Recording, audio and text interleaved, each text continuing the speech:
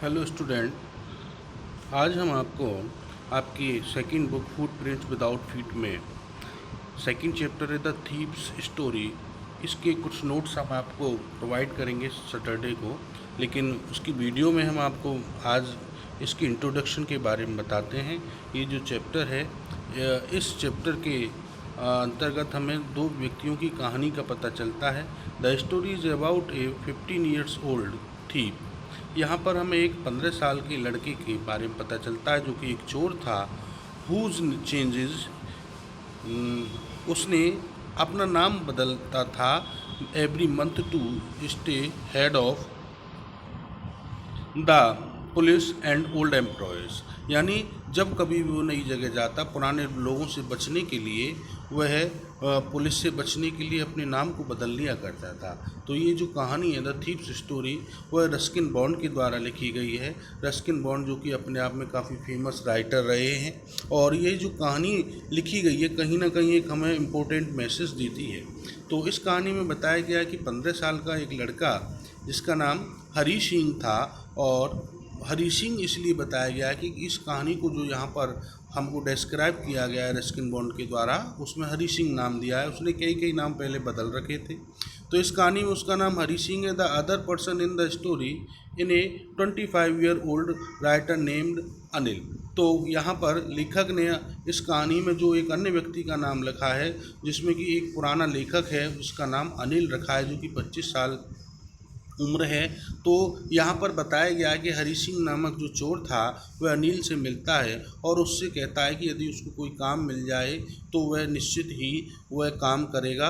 अच्छा, वह जो चोरी करता था वह कहीं ना कहीं ऐसी चोरी करता था कि बाद में वो अपनी पहचान को भी छुपा सके। तो अनिल उसको अपने घर में ही काम दे देता है, और जब अनिल उसको घर में काम देता है तो एक दिन की बात है, हरी सिंह जो 15 साल का लड़का था, जो अनिल के पैसों को चुरा लेता है और भाग जाता है। लेकिन kindness and love of Anil make him, लेकिन क्या होता है कि अनिल की दयालुता और प्रेम के कारण उस हरी सिंह को वापस आना पड़ता है और वो उसके पैसे को लौटा देता है। The writer shows how the reformation of a criminal.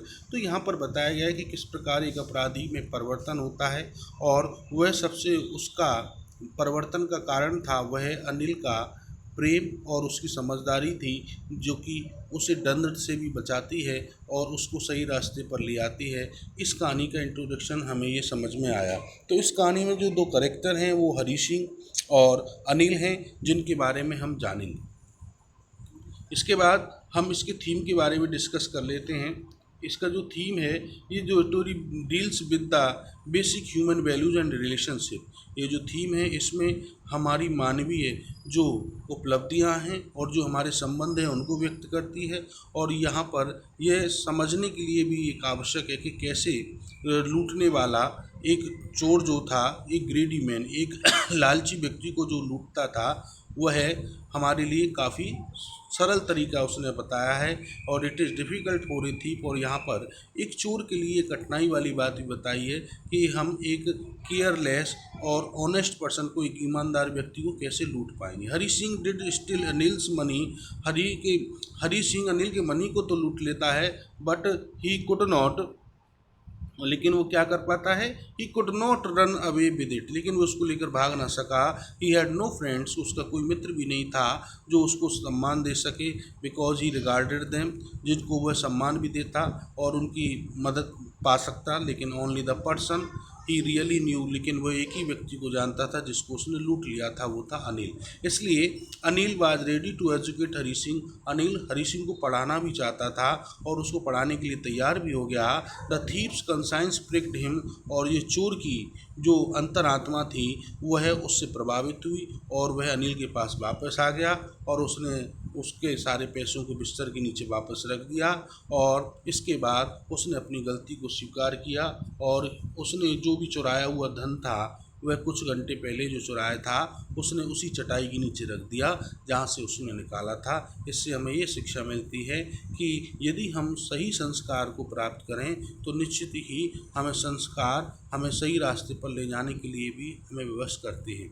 इसलिए हमें अच्छे वातावरण में रहना चाहिए।